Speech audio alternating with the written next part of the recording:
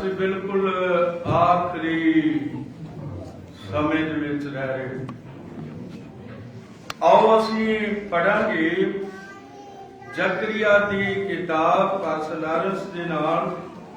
ਜ਼ਕਰੀਆ ਦੀ ਕਿਤਾਬ ਉਸ ਦਾ 12ਵਾਂ ਅਧਿਆਇ ਔਰ ਉਸ ਦੀਆਂ ਪਹਿਲੀਆਂ 4 ਆਇਤਾਂ ਪ੍ਰਭੂ ਦੇ ਵਚਨ ਦੇ ਵਿੱਚੋਂ ਪੜ੍ਹ ਲਵਾਂਗੇ।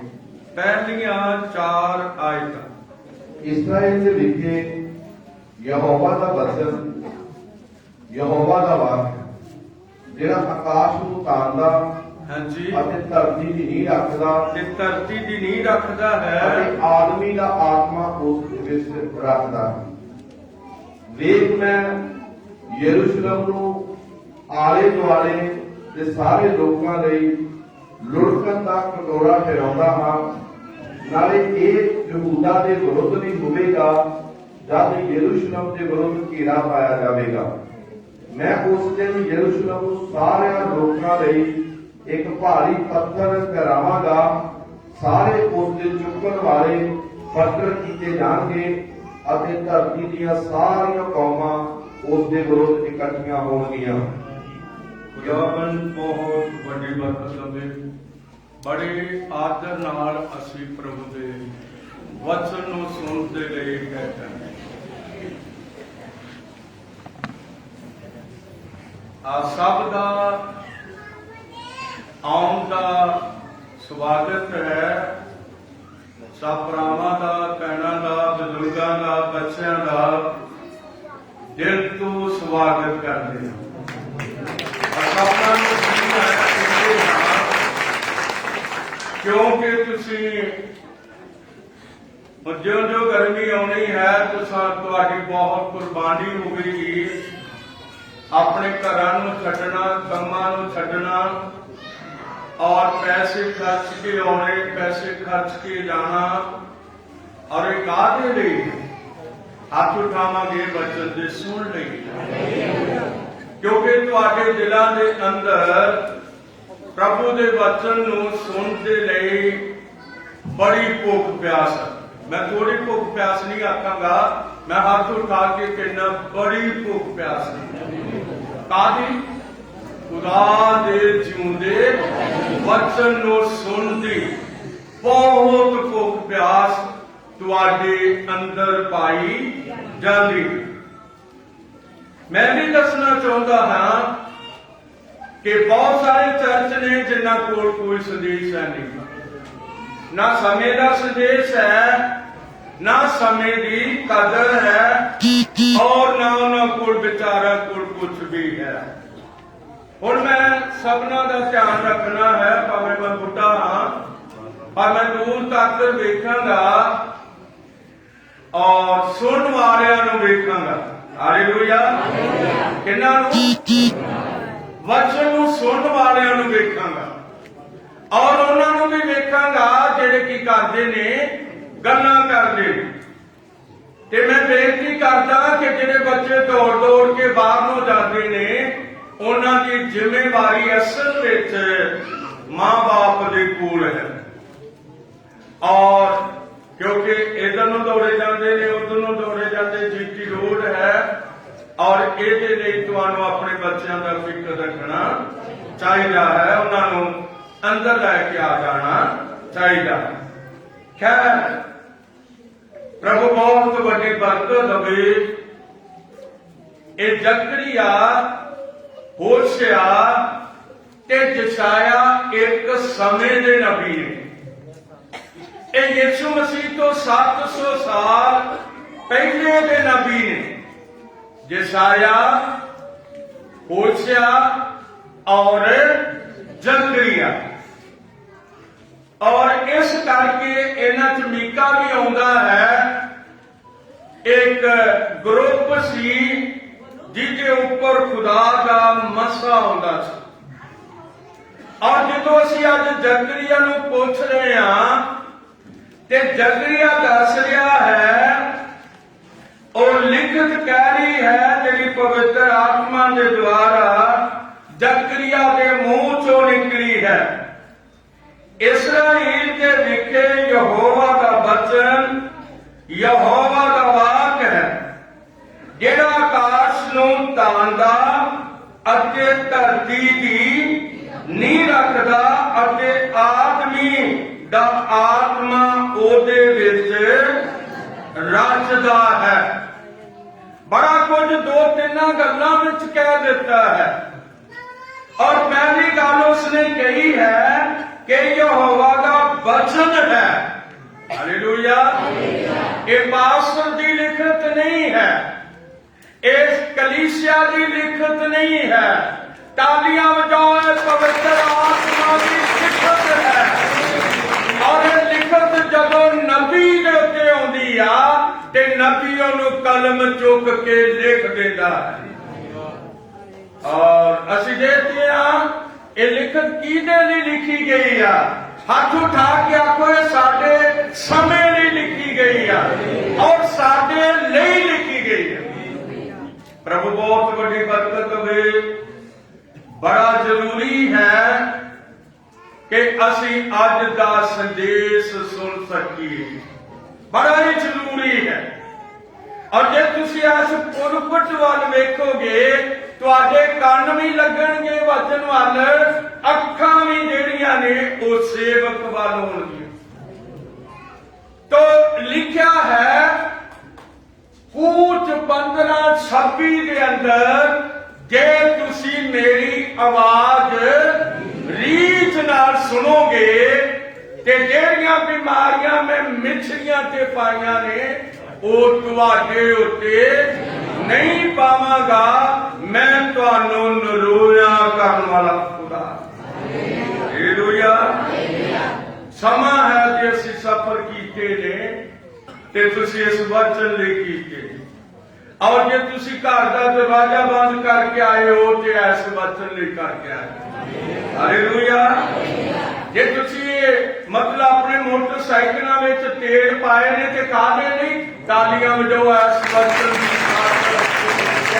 ਸੁਣਨਾ ਹੈ। ਪ੍ਰਭੂ ਦਾ ਜਿਉਂਦਾ ਵਚਨ ਸੁਣਨਾ ਹੈ। ਤੋ ਲਿਖਤ ਕਹਿੰਦੀ ਹੈ ਕਿ ਇਸਰਾਈਲ ਦੇ ਵਿਖੇ ਯਹੋਵਾ ਦਾ ਬਚਨ, ਯਹੋਵਾ ਦਾ ਵਾਕ ਹੈ, ਜਿਹੜਾ ਆਕਾਸ਼ ਨੂੰ ਤਾਣਦਾ ਅਤੇ ਧਰਤੀ ਦੀ ਨੀਂਹ ਰੱਖਦਾ ਹੈ। ਜ਼ਕਰੀਆ ਨੇ ਆਪਣੇ ਕੋਲੋਂ ਕਿਹਾ ਨਹੀਂ, ਉਹਨੇ ਇੱਕ ਲਿਖਤ ਲਈ ਹੋਈ ਹੈ।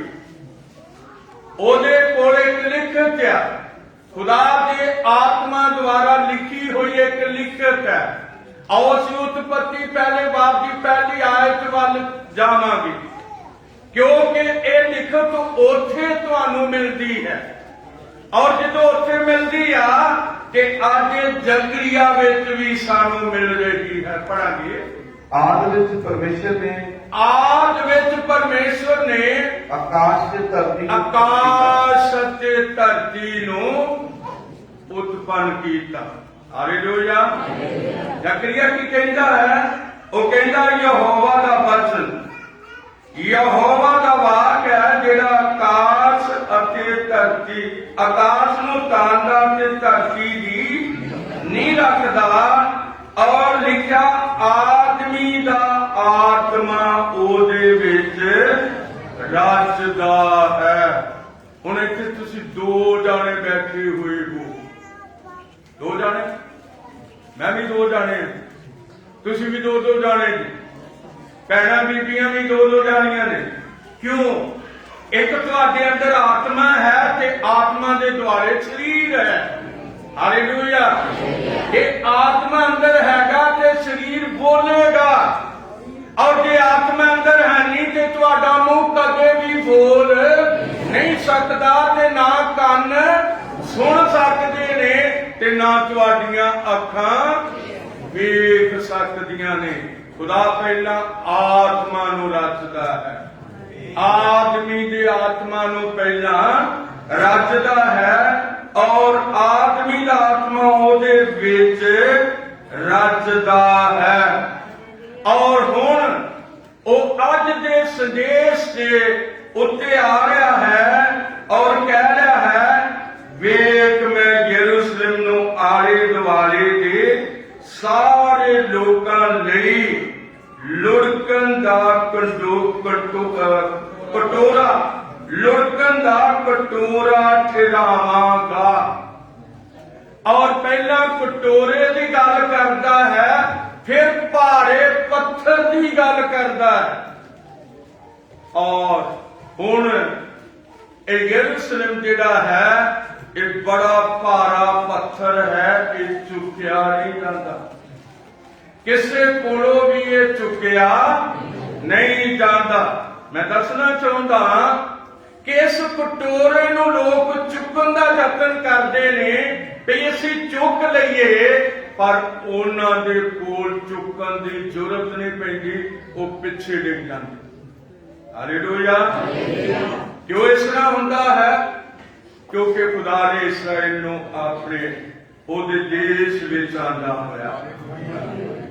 ਸਾਡੇ ਯਹੋਵਾ ਪਰਮੇਸ਼ਰ ਨੇ ਇਸਰਾਇਲ ਨੂੰ ਉਸ ਦੀ ਵਾਅਦਾ ਕੀਤੀ ਧਰਤੀ ਦੇ ਉੱਤੇ ਆਂਦਾ ਹੋਇਆ ਹੈ, ਔਰ ਇਹਨੂੰ ਕੌਮਾਂ ਦੇ ਵਿੱਚੋਂ ਇਕੱਠਿਆਂ ਕਰਕੇ ਆਂਦਾ ਹੈ। ਔਰ ਪਹਿਲਾਂ ਕੌਮਾਂ ਵਿੱਚ ਖਿਲਾਰ ਦਿੱਤਾ ਸੀ ਜਦੋਂ ਉਹਨੂੰ ਬਹੁਤ ਸਾਰਾ ਗਿਲਾ ਸੀਗਾ। ਉਦੋਂ ਗਿਲਾ ਕਾਹਦਾ ਸੀ ਭਲਾ? ਕਾਹਦਾ ਗਿਲਾ ਸੀ? ਆਓ ਪੜ੍ਹੀਏ ਗਿਲਾ ਕਾਹਦਾ ਸੀ। ਅਸੀਂ ਪੜਾਂਗੇ ਯਿਰਮੀਆ 7 ਦੀ ਪਹਿਲੀ ਆਇਤ। ਯਿਰਮੀਆ 7 ਦੀ ਪਹਿਲੀ ਆਇਤ ਗਿਲਾ ਕਾਹਦਾ ਸੀ? ਗਿਲਾ ਅੱਜ ਵੀ ਉਸ ਨੂੰ ਹੈਗਾ ਵਾ, ਔਰ ਉਦੋਂ ਵੀ ਗਿਲਾ ਸੀਗਾ। ਔਰ ਗਿਲਾ ਕਾਹਦਾ ਸੀ? ਪੜਾਂਗੇ ਯਿਰਮੀਆ 7 1 2 3। ਇਹ ਉਹ ਵਚਨ ਹੈ, ਇਹ ਉਹ ਵਚਨ ਹੈ। ਯਿਰਮੀਆ ਕਹਿੰਦਾ ਜਿਹੜਾ ਯਹੋਵਾ ਵੱਲੋਂ ਯਿਰਮੀਆ ਨੂੰ ਆਇਆ, ਜਿਹੜਾ ਯਹੋਵਾ ਵੱਲੋਂ ਯਿਰਮੀਆ ਨੂੰ ਆਇਆ। ਪੜਾਂਗੇ ਤੂੰ ਯਹੋਵਾ ਦੇ ਭਵਨ ਦੇ ਫਾਟਕ ਵਿੱਚ ਤੂੰ ਯਹੋਵਾ ਦੇ ਭਵਨ ਦੇ ਫਾਟਕ ਵਿੱਚ ਖਲੋ ਕੇ ਉੱਥੇ ਇਹ ਆਖ ਅਤੇ ਆਖ ਕੇ ਯਹੂਦਾ ਦਾ ਤੇ ਸਾਰਿਓ ਯਹੂਦਾ ਦੇ ਸਾਰਿਓ ਯਹੋਵਾ ਦਾ ਵਚਨ, ਯਹੋਵਾ ਦਾ ਕੀ ਸੁਣੋ? ਵਚਨ ਸੁਣੋ। ਪੜਾਂਗੇ ਤੁਸੀਂ ਜਿਹੜੇ ਇਹਨਾਂ ਫਾਟਕਾਂ ਥਾਣੀ ਵੜਦੇ ਹੋ, ਯਹੋਵਾ ਨੂੰ ਮੱਥਾ ਟੇਕਣ ਲਈ ਆਉਂਦੇ ਹੋ। ਪੜਾਂਗੇ ਸੈਨਾ ਦਾ ਯਹੋਵਾ ਇਸਰਾਇਲ ਦਾ ਪਰਮੇਸ਼ਰ ਇਉਂ ਆਖਦਾ ਹੈ, ਤੁਸੀਂ ਆਪਣੀਆਂ ਰਾਹਾਂ ਅਤੇ ਆਪਣੇ ਕੰਮਾਂ ਨੂੰ ਕੀ ਕਰੋ? ਤਾਂ ਮੈਂ ਤੁਹਾਨੂੰ ਇਸ ਸਥਾਨ ਵਿੱਚ ਤੁਸੀਂ ਆਪਣੀਆਂ ਰਾਹਾਂ ਤੇ ਆਪਣੇ ਕੰਮਾਂ ਨੂੰ ਠੀਕ ਕਰੋ, ਤਾਂ ਮੈਂ ਤੁਹਾਨੂੰ ਇਸ ਸਥਾਨ ਵਿੱਚ। ਉਹ ਮੇਰੇ ਅਜ਼ੀਜ਼ੋ, ਹੈਕਲ ਤੇ ਉਹਨਾਂ ਲਈ ਬਣਾਈ ਸੀ, ਹੈਕਲ ਉਹਨਾਂ ਲਈ ਬਣਾਈ ਸੀ, ਔਰ ਉਹ ਬੜੀ ਵੱਡੀ ਹੈਕਲ ਜਿਹੜੀ ਸੁਲੇਮਾਨ ਨੇ ਬਣਾਈ ਹੋਈ ਸੀ। ਔਰ ਯਾਦ ਰੱਖੋ, ਉਹਦੇ ਵਿੱਚ ਵਰਨ ਵਾਲੇ ਜਿਹੜੇ ਸੀ ਉਹ ਡਬਲ ਚੱਲਦੇ ਸੀ। ਡਬਲ ਕਿਸ ਨਾਲ ਚੱਲਦੇ ਸੀ? ਦੁਨੀਆ ਵਿੱਚ ਵੀ ਤੇ ਖੁਦਾ ਵਿੱਚ ਵੀ। ਇਹ ਤੁਸੀਂ ਡਬਲ ਨਹੀਂ ਚੱਲ ਸਕਦੇ, ਕਿਉਂਕਿ ਇਹਨਾਂ ਦਿਨਾਂ ਤੇ ਡਬਲ ਚੱਲੋਗੇ ਤੇ ਬਿਲਕੁਲ ਮੌਤ ਕਿਨਾਰੇ ਦੇ ਉੱਤੇ ਹੈ। ਇੱਕ ਪਾਸੇ ਹੋ ਕੇ ਚੱਲਣਾ ਪੈਣਾ। ਕਿਹੜੇ ਪਾਸੇ? ਬਣਾ ਹੱਥ ਉਠਾ ਕੇ ਆਪਕੋ, ਕਿਹੜੇ ਪਾਸੇ? ਖੁਦਾ ਦੇ ਪਾਸੇ ਸਾਨੂੰ ਚੱਲਣਾ ਪੈਣਾ, ਔਰ ਇਹਦੇ ਨਾਲ ਸਾਨੂੰ ਜੀਣਾ ਪੈਣਾ ਹੈ ਇਸ ਵਚਨ ਨਾਲ। ਹੁਣ ਤੱਕ ਤੇ ਅਸੀਂ ਦੇਖਦੇ ਹਾਂ ਕਿ ਅਸੀਂ ਇਹਨੂੰ ਪੜ੍ਹਿਆ ਹੈ, ਅਸੀਂ ਇਹਨੂੰ ਸੁਣਿਆ ਹੈ, ਪਰ ਹੁਣ ਇਹਦੇ ਨਾਲ ਸਾਨੂੰ ਜੀਣਾ ਪੈਣਾ ਹੈ। ਜੀਣ ਦਾ ਮਤਲਬ ਇਹਦੇ ਨਾਲ ਚੱਲਣਾ ਪੈਣਾ ਹੈ। ਔਰ ਜੇ ਅਸੀਂ ਚੱਲਦੇ ਨਹੀਂ ਤੇ ਫਿਰ ਯਾਦ ਰੱਖੋ, ਜਿਸ ਤਰ੍ਹਾਂ ਦੂਸਰੀਆਂ ਕੌਮਾਂ ਫੱਟੜ ਹੋ ਜਾਂਦੀਆਂ ਨੇ, ਇਸੇ ਤਰ੍ਹਾਂ ਮੁਸ਼ਕਲਾਂ ਖੜੀਆਂ ਹੋਣਗੀਆਂ। ਔਰ ਮੇਰੇ ਅਜ਼ੀਜ਼ੋ, ਆਪਣੇ ਰਾਹ ਤੇ ਆਪਣੇ ਕੰਮਾਂ ਨੂੰ ਕੀ ਕਰੋ? ਠੀਕ ਕਰੋ। ਲਿਖਿਆ, ਤਾਂ ਮੈਂ ਤੁਹਾਨੂੰ ਇਸ ਸ਼ਹਿਰ ਵਿੱਚ, ਇਸ ਹੈਕਲ ਵਿੱਚ ਵਸਣ ਦਿਆਂਗਾ। ਅੱਗੇ ਪੜੋ। ਤੁਸੀਂ ਇਹਨਾਂ ਝੂਠੀਆਂ ਗੱਲਾਂ ਤੇ ਭਰੋਸਾ ਭਰੋਸਾ ਨਾ ਰੱਖੋ ਕਿ ਇਹ ਯਹੋਵਾ ਦੀ ਹੈ। ਇਹ ਯਹੋਵਾ ਦੀ ਹੈਕਲ ਹੈ। ਇਹ ਯਹੋਵਾ ਦੀ ਹੈਕਲ ਹੈ। ਇਹ ਯਹੋਵਾ ਦੀ ਯਾਦ ਰੱਖੋ, ਹੈਕਲ ਤੇ ਉਹ ਕਰਦੇ ਸੀ ਜਿਸ ਨਾਲ ਅੱਜ ਵੀ ਲੋਕ ਗਿਰਜਾ ਕਰਦੇ ਨੇ, ਪਰ ਗਿਰਜ ਵਿੱਚ ਢੋਲ ਲੈ ਜਾਂਦੇ। ਗਿਰਜੇ ਕੀ ਲੈ ਜਾਂਦੇ ਨੇ?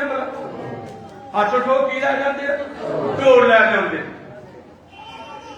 ਉਹ ਸੋਚਦੇ ਨੇ ਪਵਿੱਤਰ ਆਤਮਾ ਢੋਲ ਵਜਾ ਕੇ ਆਉਣਾ, ਔਰ ਇਹ ਢੋਲ ਵਜਾ ਕੇ ਨਹੀਂ ਆਉਣਾ। ਪਵਿੱਤਰ ਆਤਮਾ, ਹਾਲੇਲੂਇਆ, ਉਹਨੂੰ ਉਡੀਕੋਗੇ ਉਸ ਰਾਹੀਂ ਆ ਜਾਏਗਾ। ਪਵਿੱਤਰ ਆਤਮਾ ਨੂੰ ਰਸੂਲਾਂ ਨੇ ਕਿੰਨਾ ਚਿਰ ਉਡੀਕਿਆ? 10 ਦਿਨ ਤੱਕ ਉਹਨਾਂ ਨੂੰ ਉਡੀਕਿਆ, ਔਰ ਰਸੂਲਾਂ ਦੇ ਘਰ ਤੱਕ 2 ਦਿਹਾੜੇ ਵਿੱਚ ਬਿਨਾਂ ਢੋਲ ਦੇ ਹੀ ਉਹਨਾਂ ਦੇ ਉੱਤੇ ਪਵਿੱਤਰ ਆਤਮਾ। ਹਾਲੇਲੂਇਆ। ਆ ਜਿਹੜੇ ਢੋਲ ਵਜਾਉਂਦੇ ਫਿਰਦੇ ਨੇ, ਇਹ ਖੁਦਾ ਦੀ ਬਦਨਾਮੀ ਕਰਦੇ ਨੇ। ਜਿਹੜੇ ਸੋਚਦੇ ਨੇ ਕਿ ਅਸੀਂ ਉੱਥੇ ਢੋਲ ਵਜਾਵਾਂਗੇ, ਨੱਚਾਂਗੇ, ਬੀਬੀਆਂ ਨੱਚਣਗੀਆਂ, ਭਾਈ ਨੱਚਣਗੇ, ਇਹ ਕਿਹੜਾ ਆਤਮਾ ਆ ਗਿਆ? ਔਰ ਇਸ ਆਤਮਾ ਨੂੰ ਸਾਨੂੰ ਨਹੀਂ ਇੱਥੇ। ਹਾਲੇਲੂਇਆ। ਸਾਨੂੰ ਚਾਹੀਦਾ ਹੈ ਇਸਰਾਈਲ ਸੁਣ, हे ਇਸਰਾਈਲ ਸੁਣ, ਯਹੋਵਾ ਇਉਂ ਫਰਮਾਉਂਦਾ ਹੈ। ਹੁਣ ਕੀ ਹੈ? ਬੜਾ ਮੁਸ਼ਕਲ ਹੈ, ਔਰ ਇਹਨਾਂ ਮੁਸ਼ਕਲ ਦਿਨਾਂ ਦੇ ਵਿੱਚ ਮੇਰੀ ਬੁੱਢੇ ਬੰਦੇ ਦੀ ਬੇਨਤੀ ਹੈ, ਇਸ ਵਚਨ ਦੇ ਪਿੱਛੇ ਆਓ, ਇਸ ਵਚਨ ਦੇ ਪਿੱਛੇ ਆਓ, ਇਸ ਵਚਨ ਦਾ ਪਿੱਛਾ ਕਰੋ, ਔਰ ਇਸ ਵਚਨ ਦੀ ਆਗਿਆਕਾਰੀ ਕਰੋ। ਅਗਰ ਤੁਹਾਡੇ ਕੋਲ ਵਚਨ ਦੀ ਆਗਿਆਕਾਰੀ ਨਹੀਂ, ਭਾਈ ਮੁਸ਼ਕਲਾਂ ਬਣ ਜਾਣਗੀਆਂ, ਬਹੁਤ ਮੁਸ਼ਕਲਾਂ ਖੜੀਆਂ ਹੋਣਗੀਆਂ, ਜੇਕਰ ਵਚਨ ਦੀ ਆਗਿਆਕਾਰੀ ਨਾ ਹੋ ਸਕੀ।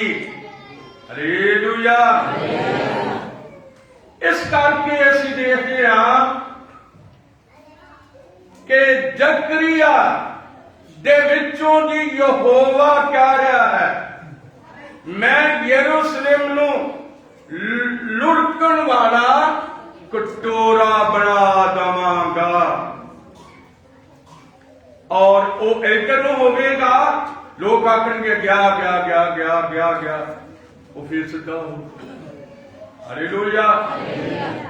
1948 ਦੇ ਵਿੱਚ ਇਹ ਜਿਹੜੀਆਂ ਕੌਮਾਂ ਯਰੂਸ਼ਲਮ ਦੇ ਆਲੇ ਦੁਆਲੇ ਸਨ, ਇਹਨਾਂ ਨੇ ਸੋਚਿਆ ਇਹਨਾਂ ਇਸਰਾਏਲੀਆਂ ਨੂੰ ਅਸੀਂ ਮਾਰ ਲੈਣਾ ਹੈ, ਇਹ ਜਿਹੜੇ ਇੱਥੇ ਆ ਗਏ ਨੇ ਇਹਨਾਂ ਨੂੰ ਅਸੀਂ ਮਾਰ ਲੈਣਾ ਹੈ, ਇਹ ਦੇਸ਼ ਸਾਡਾ ਹੈ, ਇਹ ਦੇਸ਼ ਉਹਨਾਂ ਦਾ ਨਹੀਂ ਸੀ। ਤਾਲੀਆਂ ਦੇ ਵਾਅਦਾ ਕੀਤਾ ਇਸਰਾਏਲ ਨੂੰ ਦਿੱਤਾ ਹੋਇਆ ਸੀ, ਇਹ ਉਹਨਾਂ ਦਾ ਦੇਸ਼ ਸੀਗਾ, ਇਹ ਉਹਨਾਂ ਦੇ ਵਿੱਚੋਂ ਵਾਪਸ ਆਏ ਨੇ।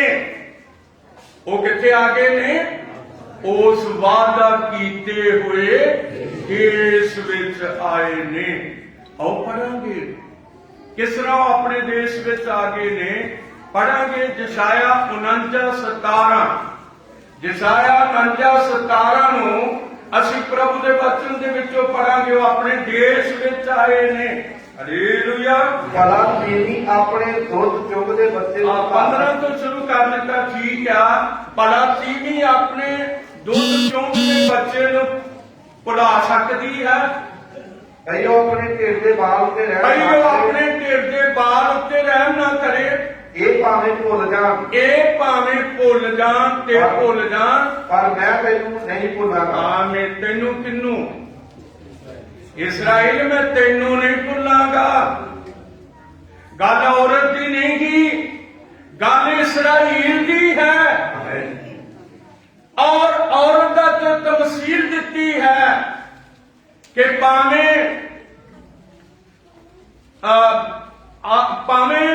ਇੱਕ ਬੀਬੀ ਆਪਣੇ ਦੁੱਧ ਚੁੰਗਦੇ ਬੱਚੇ ਨੂੰ ਭੁੱਲ ਜਾਏ ਤੇ ਭੁੱਲ ਜਾਏ, ਪਰ ਮੈਂ ਤੈਨੂੰ ਕਦੇ ਨਹੀਂ ਭੁੱਲਾਂਗਾ। ਕਿਹਦੀ ਗੱਲ? ਤੇਰੇ ਬਣਾਉਣ ਵਾਲੇ ਕਾਹਲੀ ਕਰਦੇ ਹਨ, ਤੇਰੇ ਬਣਾਉਣ ਵਾਲੇ ਕਾਹਲੀ ਕਰਦੇ ਹਨ, ਤੇਰੇ ਢਾਉਣ ਵਾਲੇ ਤੇ ਤੇਰੇ ਉਜਾੜਨ ਵਾਲੇ ਤੇਰੇ ਢਾਉਣ ਵਾਲੇ ਤੇ ਤੈਨੂੰ ਉਜਾੜਨ ਵਾਲੇ ਤੇਰੇ ਵਿੱਚੋਂ ਨਿਕਲ ਜਾਣਗੇ। ਹਾਲੇਲੂਇਆ।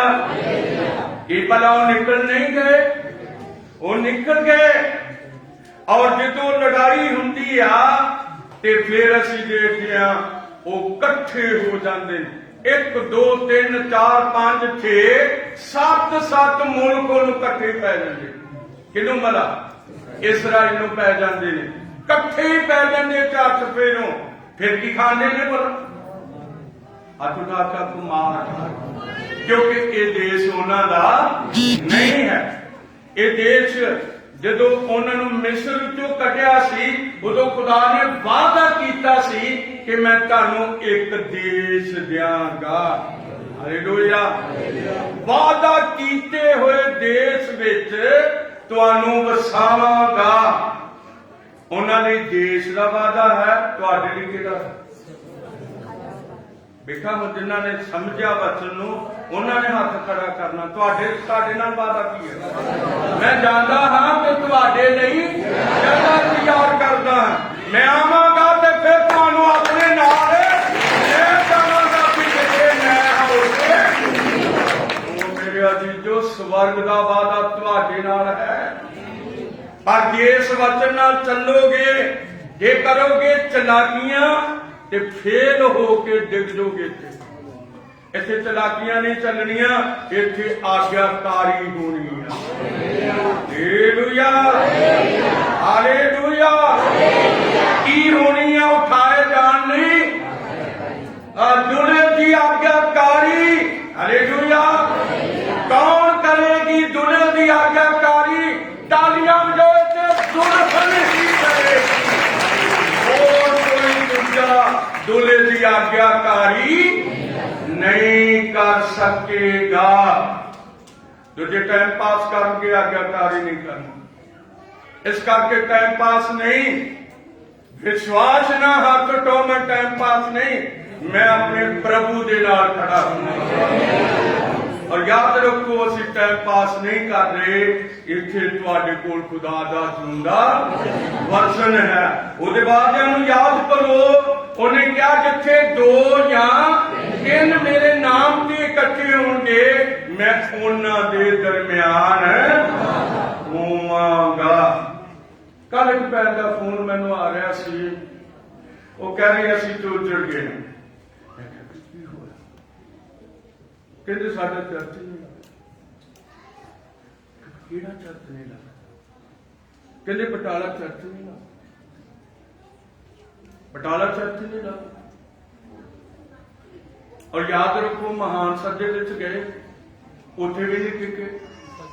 ਹੁਣ ਕਿਤੇ ਹੋਰ ਤੇ ਚਲੇ ਗਏ, ਉੱਥੇ ਵੀ ਨਹੀਂ ਟਿਕਿਆ ਜਾਣਾ। ਇਹ ਚਰਚ ਉਜੜਨ ਦੇ ਹੋਏ ਨੇ। ਤਾਲੀਆਂ ਵਜਾਓ, ਤੁਹਾਡਾ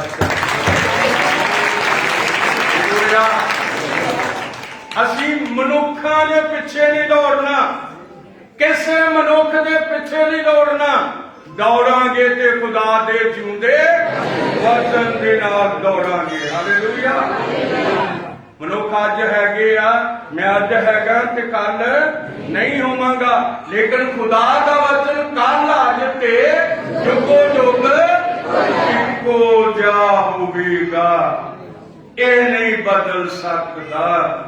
ਔਰ ਫਿਰ ਅਸੀਂ ਇੱਧਰ ਆ ਰਹੇ ਹਾਂ, ਕਿਉਂਕਿ ਇੱਥੇ ਤੀਸਰੀ ਆਇਤ ਕਹਿ ਰਹੀ ਆ, ਮੈਂ ਉਸ ਦਿਨ ਯਰੂਸ਼ਲਮ ਨੂੰ ਸਾਰਿਆਂ ਲੋਕਾਂ ਲਈ ਇੱਕ ਭਾਰੀ ਪੱਥਰ ਠਹਿਰਾਵਾਂਗਾ ਅਤੇ ਸਾਰੇ ਉਹਦੇ ਚੁੱਕਣ ਵਾਲੇ ਕੀ ਹੋ ਜਾਣਗੇ?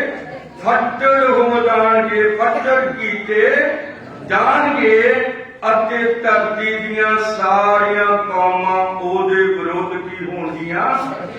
ਇਕੱਠੀਆਂ ਹੋਣਗੀਆਂ। ਮੇਰੇ ਅਜ਼ੀਜ਼ੋ, ਈਰਾਨ ਦੀ ਗੱਲ, ਈਰਾਨ ਦਾ ਸਦਾਮ ਹੁਸੈਨ ਕੀ ਕਹਿੰਦਾ ਸੀ? ਉਹ ਕਹਿੰਦਾ ਸੀ ਯਰੂਸ਼ਲਮ। ਉਹਦੀ ਇੱਕ ਮਤਲਬ ਡਾਕ ਟਿਕਟ ਸੀ ਯਰੂਸ਼ਲਮ। ਕਹਿੰਦਾ ਯਰੂਸ਼ਲਮ ਨੂੰ ਬਰਬਾਦ ਕਰਨਾ ਹੈ। ਕੌਣ? ਸਦਾਮ ਹੁਸੈਨ। ਔਰ ਯਾਦ ਰੱਖੋ, ਇਰਾਕ ਦਾ ਪ੍ਰੈਜ਼ੀਡੈਂਟ ਔਰ ਇਰਾਕ ਦੇ ਅੰਦਰ ਇੱਕ ਡਿਕਟੇਟਰ ਕੰਮ ਕਰ ਰਿਹਾ ਸੀ, ਉਹ ਸੀਗਾ ਸਦਾਮ ਹੁਸੈਨ। ਕਹਿੰਦਾ ਸੀ ਮੈਂ ਉਜਾੜ ਦੇਵਾਂਗਾ ਇਸਰਾਈਲ। ਅੱਜ ਕਿੱਥੇ ਆਓ? ਇਸਰਾਇਲ ਦੇ ਉੱਥੇ ਬਸਣ ਦਿਆ। ਮੈਂ ਗੱਲਾਂ ਤੁਹਾਡੇ ਦਿਲ ਵਿੱਚ ਪਾਉਣੀਆਂ ਨੇ, ਕਿਉਂਕਿ ਸਾਡਾ ਖੁਦਾ ਸਾਡੇ ਨਾਲ ਰਹੇਗਾ।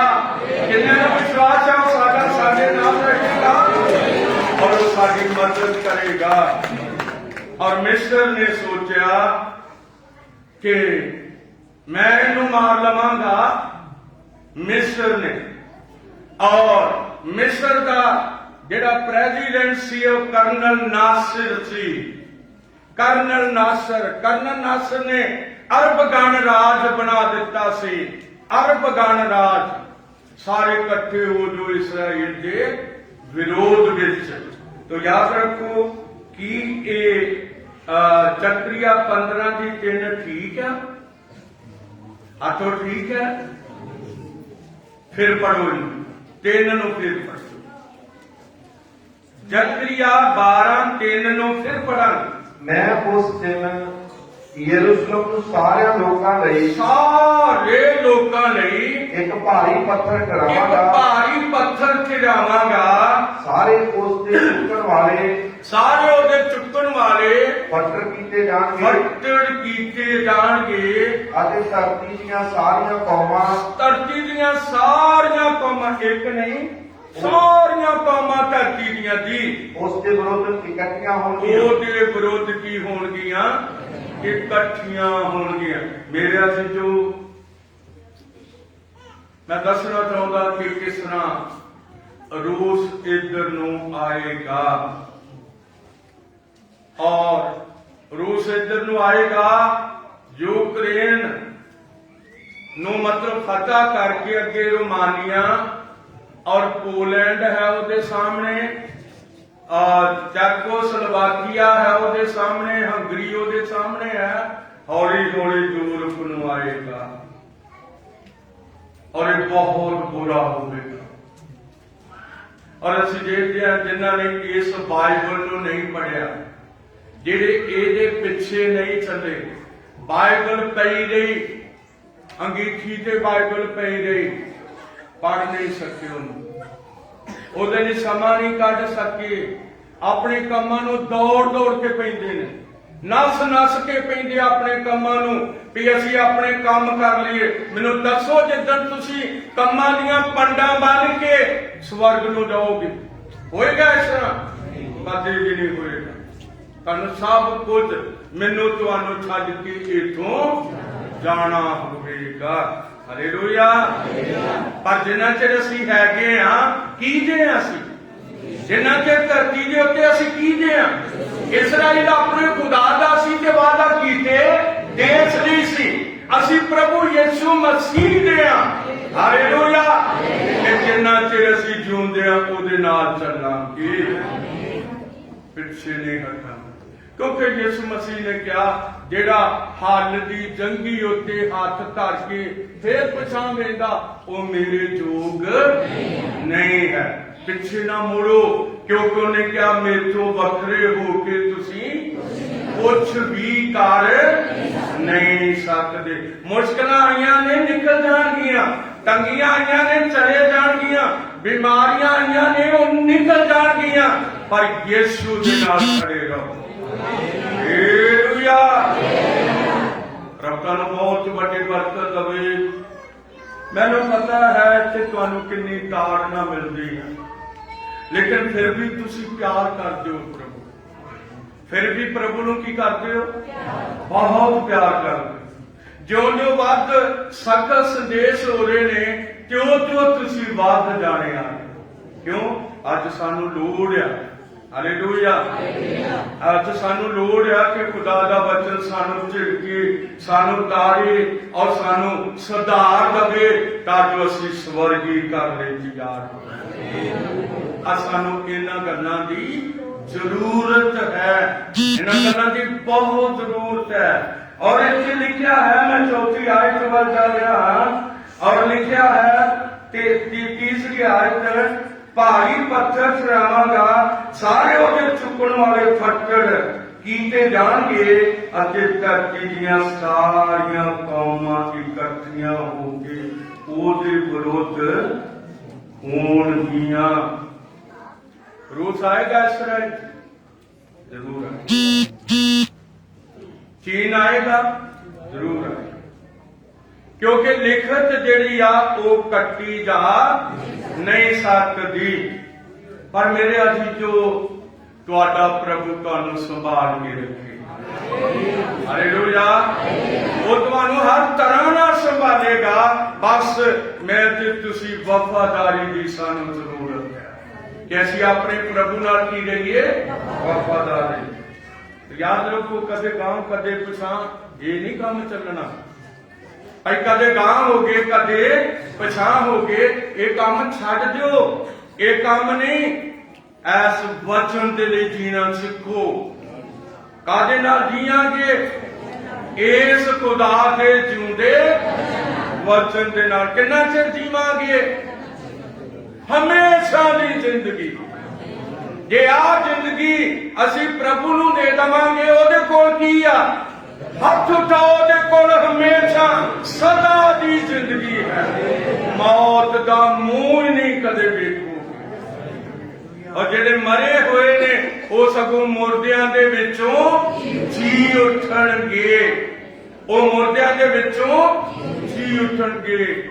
ਔਰ ਖੁਦਾ ਦੀ ਆਵਾਜ਼ ਦੇ ਅੰਦਰ ਇਹ ਸ਼ਕਤੀ ਹੈ। ਖੁਦਾ ਦੀ ਆਵਾਜ਼ ਦੇ ਅੰਦਰ, ਸਾਡੇ ਖੁਦਾ ਦੀ ਯਿਸੂ ਮਸੀਹ ਦੀ ਆਵਾਜ਼ ਦੇ ਅੰਦਰ ਇਹ ਕੀ ਆ? ਸ਼ਕਤੀ ਹੈ ਕਿ ਉਹ ਮਰੇ ਹੋਇਆਂ ਨੂੰ ਵੀ ਕੀ ਕਰ ਦਵੇ? ਜਿੰਦਾ ਕਰ ਦਵੇ। ਕਰ ਦਵੇ ਕਿ ਕਰ ਹੀ ਦਿੱਤਾ? ਕਰ ਦਿੱਤਾ। ਹਾਲੇਲੂਇਆ। ਅੱਜ ਵਚਨ ਦੀ ਜ਼ਰੂਰਤ ਹੈ ਤੁਹਾਨੂੰ। ਇਸ ਕਰਕੇ ਇਹ ਵਚਨ ਬਹੁਤ ਜ਼ਰੂਰੀ ਹੈ। ਮੇਰੇ ਲਈ ਬੜਾ ਜ਼ਰੂਰੀ ਹੈ। ਮੇਰੇ ਭਾਈ ਭੈਣੋ, ਤੁਹਾਡੇ ਲਈ ਇਹ ਵਚਨ ਬਹੁਤ ਜ਼ਰੂਰੀ ਹੈ। ਇਸ ਕਰਕੇ ਮੈਂ ਦੱਸਣਾ ਚਾਹੁੰਦਾ ਕਿ ਲਿਖਤ ਕਹਿੰਦੀ ਹੈ ਕਿ ਯਹੋਵਾ ਦਾ ਵਾਕ ਹੈ, ਉਸ ਦਿਨ ਮੈਂ ਹਰੇਕ ਘੋੜੇ ਨੂੰ ਘਬਰਾਹਟ ਨਾਲ ਅਤੇ ਉਸ ਦੇ ਸਵਾਰ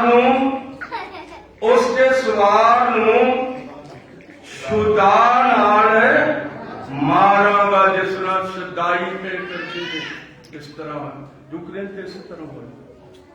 ਭਾਵੇਂ ਉਹ ਕਿਸ ਤਰ੍ਹਾਂ ਵੀ ਆ, ਪਰ ਉੱਥੇ ਵਿਸ਼ਵਾਸੀ ਮਰੇ। ਹਾਲੇਲੂਇਆ। ਔਰ ਇੱਕ ਦਿਨ ਮੈਂ ਦਿਖਾ ਰਿਹਾ ਸੀ, ਸ਼ਾਇਦ ਭਾਈ ਹੰਸਾ ਜੀ ਦੇ ਮੈਂ ਘਰ ਸੀ, ਉਹਨਾਂ ਦੇ ਬੇਟੇ ਸਿਕੰਦਰ ਨੂੰ ਮੈਂ ਇੱਕ ਪੋਸਟ ਵਿਖਾਈ, ਪਿਲਰ ਆਫ ਫਾਇਰ ਘੁੰਮ ਰਿਹਾ ਸੀ। ਔਰ ਉਹਦੇ ਤੋਂ ਮਗਰੋਂ ਫਿਰ ਉਹ ਫਰਿਸ਼ਤਾ ਵੀ ਉੱਥੇ ਆਇਆ। ਔਰ ਫਿਰ ਉਹਨਾਂ ਦੇ ਟੰਕ ਬਹੁਤ ਸਾਰੇ ਛੱਡ। ਕੀ ਹੋ ਰਿਹਾ? ਕਿਉਂਕਿ ਖੁਦਾ ਵਿਸ਼ਵਾਸੀਆਂ ਦੇ ਨਾਲ ਹੈ। ਹਾਲੇਲੂਇਆ। ਕਿਹਨਾਂ ਦੇ ਨਾਲ ਹੈ? ਵਿਸ਼ਵਾਸੀਆਂ ਦੇ ਨਾਲ ਹੈ। ਜੇ ਵਿਸ਼ਵਾਸੀ ਮਰਦੇ, ਕੋਈ ਨੁਕਸਾਨ ਹੋ ਗਿਆ ਵਿਸ਼ਵਾਸੀ ਦੇ ਮਰਨ ਦਾ? ਨਹੀਂ ਹੁੰਦਾ। ਵਿਸ਼ਵਾਸੀ ਦੇ ਮਰਨ ਦਾ, ਵਿਸ਼ਵਾਸੀ ਭੈਣ ਦੇ ਮਰਨ ਦਾ ਕੋਈ ਨੁਕਸਾਨ ਨਹੀਂ ਹੁੰਦਾ। ਕਿਉਂਕਿ ਪੌਲਸ ਜਾਂਦਾ ਕਹਿ ਗਿਆ, ਲਿਖ ਕੇ ਛੱਡ ਕੇ ਗਿਆ, ਜੀਣਾ ਸਾਡੇ ਲਈ ਮਸੀਹ ਤੇ ਮਰ ਜਾਣਾ ਲਾਭ ਹੈ। ਮੌਤ ਦਾ ਡਰ ਨਹੀਂ, ਮਰ ਜਾਣਾ ਸਾਡੇ ਲਈ ਕੀ ਹੈ? ਲਾਭ ਹੈ। ਕਿਉਂਕਿ ਉਹ ਸਾਨੂੰ ਮੋਇਆਂ ਨੂੰ ਵੀ ਉਠਾ ਲਵੇਗਾ, ਸਾਨੂੰ ਮਰਿਆਂ ਨੂੰ ਵੀ ਜਿੰਦਾ ਕਰ ਲਵੇਗਾ। ਔਰ ਤੁਹਾਡੀ ਦਲੇਰੀ ਦੇ ਲਈ ਮੈਂ ਤੁਹਾਡੇ ਕੋਲ ਪਹਿਲਾ ਥੈਸਲੋਨੀਕੀਆਂ 4:16 ਪੜ੍ਹਾਉਣੀ ਚਾਹੁੰਦਾ ਹਾਂ, ਕਿਉਂਕਿ ਉੱਥੇ ਲਿਖਤ ਹੈ। ਉੱਥੇ ਇੱਕ ਲਿਖਤ ਹੈ। ਪੜਾਂਗੇ ਪਹਿਲਾ ਥੈਸਲੋਨੀਕੀਆਂ 4:16 ਤੋਂ 18 ਤੱਕ। ਇਸ ਲਈ ਜੋ ਪ੍ਰਭੂ ਆਪ ਲਲਕਾਰੇ ਨਾਲ ਮਹਾਦੂਤ ਦੀ ਆਵਾਜ਼ ਨਾਲ ਅਤੇ ਪਰਮੇਸ਼ਰ ਦੀ ਤੁਰੀ ਨਾਲ ਸਵਰਗ ਤੋਂ ਉਤਰੇਗਾ। ਤੇ ਜਿਹੜੇ ਮਸੀਹ ਵਿੱਚ ਹੋ ਕੇ ਜਿਹੜੇ ਮਰਨ ਵਾਲੇ ਕੋਈ ਨੁਕਸਾਨ ਨਹੀਂ। ਜਿਹੜੇ ਪਾਪ ਵਿੱਚ ਮਰਨ ਵਾਲੇ ਨੇ ਬੜਾ ਵੱਡਾ ਨੁਕਸਾਨ ਹੋ ਜਾਏਗਾ। और शरीर भी गया, आत्मा भी थल्ले का मतलब पताल से चला, आग से चला गया। और जे पाप विच मर गए बहुत नुकसान हो जाएगा। ਔਰ ਜਰਾ ਅਸੀਂ ਲੂਕਾ 16 ਨੂੰ ਪੜਾਂਗੇ, ਪਾਪ ਵਿੱਚ ਮਰਨ ਵਾਲਿਆਂ ਦਾ ਬੜਾ ਨੁਕਸਾਨ ਹੋ ਜਾਏਗਾ, ਪਰ ਜਿਹੜੇ ਵਿਸ਼ਵਾਸ ਵਿੱਚ ਮਰਦੇ ਨੇ, ਮੈਂ ਤਾਲੀਆਂ ਵਜਾ ਕੇ ਕਹਿਣਾ, ਕੋਈ ਨੁਕਸਾਨ ਨਹੀਂ ਹੋਵੇਗਾ। ਪੜਾਂਗੇ ਲੂਕਾ 16 ਦੀ 19 ਨੂੰ ਪੜਾਂਗੇ, 20 ਨੂੰ ਪੜਾਂਗੇ, 21 ਨੂੰ ਪੜਾਂਗੇ, ਤੇ ਜੇ 22 ਤੋਂ ਸ਼ੁਰੂ ਕਰ ਦੋ 19 ਵੀ ਛੱਡੀ ਦਿਓ।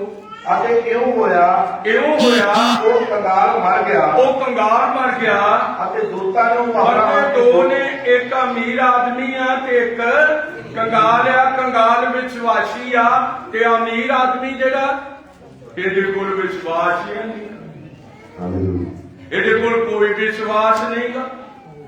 ਉਹ ਸੋਚਦਾ ਕਿ ਮੈਂ ਮਤਲਬ ਬਚ ਜਾਣਾ ਹੈ, ਪਰ ਬਚਣ ਦਾ ਉਹਦੇ ਲਈ ਕੋਈ ਰਾਹ ਹੀ ਨਹੀਂ। ਇਉਂ ਹੋਇਆ ਜੋ ਕੰਗਾਲ ਮਰ ਗਿਆ। ਪੜਾਂਗੇ, ਦੂਤਾਂ ਨੇ ਉਹਨੂੰ ਅਬਰਾਹਮ ਦੀ ਗੋਦ ਵਿੱਚ ਲੈ ਜਾ ਦੂਤ ਲਿਆ ਆਏ ਤੇ ਉਹਨਾਂ ਨੇ ਚੁੱਕਿਆ, ਇਹਨੂੰ ਲਾਜ਼ਰ ਨੂੰ ਚੁੱਕਿਆ ਤੇ ਕਿੱਥੇ ਰੱਖ ਦਿੱਤਾ? ਅਬਰਾਹਮ ਦੀ ਗੋਦ ਵਿੱਚ ਰੱਖ ਦਿੱਤਾ। ਪੜਾਂਗੇ, ਉਹ ਧਨਵਾਨ ਨਹੀਂ ਮਰਿਆ ਤੇ ਫਿਰ ਮਗਰੋਂ ਧਨਵਾਨ ਨਹੀਂ ਮਰਿਆ, ਦੱਬਿਆ ਗਿਆ ਹਸਪਤਾਲ ਵਿੱਚ ਦੁਖੀ ਹੋ ਕੇ। ਹੋਏ ਕਿੱਥੇ ਦੁਖੀ ਹੋ ਗਿਆ? ਇੱਕ ਦਾਣਾ ਗੋਦ ਵਿੱਚ ਚਲੇ ਗਿਆ। ਜਿਹੜਾ ਵਿਸ਼ਵਾਸੀ ਸੀ ਉਹ ਅਬਰਾਹਮ ਦੀ ਗੋਦ ਵਿੱਚ ਚਲਾ ਗਿਆ। ਇਹ ਜਿਹੜਾ ਹੈ ਨਹੀਂ ਵਿਸ਼ਵਾਸੀ ਹੈ ਨੀਗਾ, ਬਸ ਇੱਥੇ ਪੈਰਾਂ ਤੇ ਲੈਣੀ ਪਈ ਹੋਈ ਆ। ਔਰ ਯਾਦ ਰੱਖੋ, ਇਹ ਵਿਸ਼ਵਾਸੀ ਨਹੀਂਗਾ ਔਰ ਉਹ ਆਪਣਾ ਕਹਾਣੀ ਸਾਂਭਦਾ ਰਿਹਾ। ਔਰ ਜਦੋਂ ਆਪਣਾ ਕਹਾਣੀ ਸਾਂਭਦਾ ਰਿਹਾ ਤੇ ਵਿਸ਼ਵਾਸ ਨਹੀਂ ਕੋਲ ਰਿਹਾ। ਇਉਂ ਹੋਇਆ ਜੋ ਕੰਗਾਲ ਮਰ ਗਿਆ ਅਤੇ ਉਹ ਦੂਤਾਂ ਨੇ ਉਹਨੂੰ ਚੁੱਕ ਕੇ ਕਿੱਥੇ ਰੱਖ ਦਿੱਤਾ ਹੈ? ਅਬਰਾਹਮ ਦੀ ਗੋਦ ਵਿੱਚ ਰੱਖ ਦਿੱਤਾ ਹੈ। ਹਾਲੇਲੂਇਆ। ਨਿਆਣੇ ਮਾਵਾਂ ਦੀ ਗੋਦ ਵਿੱਚ ਕਿਉਂ ਚੁੱਪ ਕਰ ਜਾਂਦੇ? ਜਦੋਂ ਮਾਂ ਫੜ ਲੈਂਦੀ ਆ ਬੱਚੇ ਨੂੰ ਤੇ ਬੱਚਾ ਚੁੱਪ ਹੋ ਜਾਂਦਾ।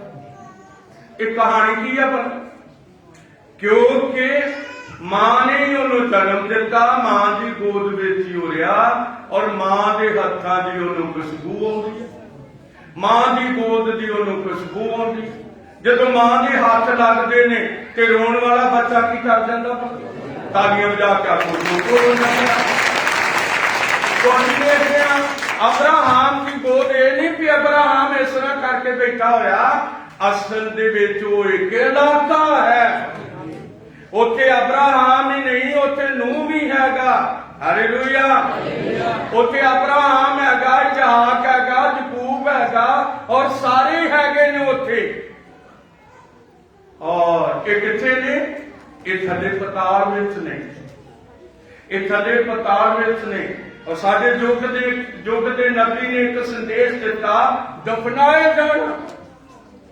ਜਦੋਂ ਇੱਕ ਵਿਸ਼ਵਾਸੀ ਦਫਨਾਇਆ ਜਾਂਦਾ ਤੇ ਫਿਰ ਉਹਨੂੰ ਕੋਈ ਗਿਲਾ, ਕੋਈ ਫਿਕਰ ਨਹੀਂ ਹੈ। ਪੁਰਾਣੇ ਨਿਯਮ ਤੇ ਇੱਕ ਵਿਸ਼ਵਾਸੀ ਮਰ ਜਾਂਦਾ ਸੀ ਤੇ ਕਿਉਂ ਨਹੀਂ ਸੀ ਉਹਨੂੰ ਫਿਕਰ?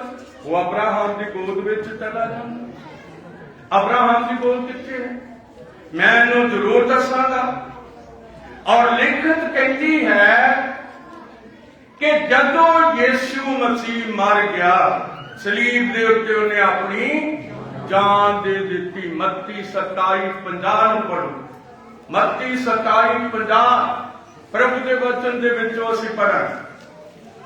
ਯਿਸੂ ਨੇ ਫਿਰ ਉੱਚੀ ਆਵਾਜ਼ ਨਾਲ ਚਿਲਾ ਕੇ ਜਾਨ ਦੇ ਦਿੱਤੀ। ਪੜਾਂਗੇ, ਦੇਖੋ ਹੈਕਲ ਦਾ ਪਰਦਾ ਉੱਪਰੋਂ ਲੈ ਕੇ ਹੇਠਾਂ ਤੱਕ ਪਾੜ ਕੇ ਦੋ ਹੋਇਆ ਅਤੇ ਧਰਤੀ ਕੰਬੀ ਅਤੇ ਪੱਥਰ ਤਿੜਕ ਗਏ, ਕਬਰਾਂ ਖੁੱਲ ਗਈਆਂ, ਸੁੱਤੇ ਹੋਏ ਹੋਏ ਸੰਤਾਂ ਦੀਆਂ ਬਤੇਰੀਆਂ ਲੋਥਾਂ ਉਠਾਈਆਂ ਗਈਆਂ।